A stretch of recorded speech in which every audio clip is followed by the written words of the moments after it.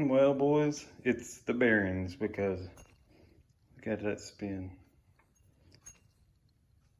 Alright, that's the outside bearing.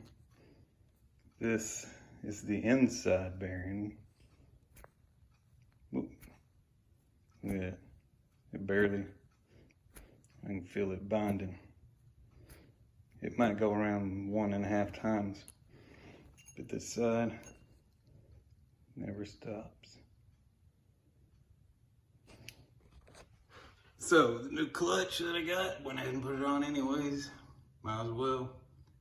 It looks 0 difference on wear. Got 100 hours. So it's all good.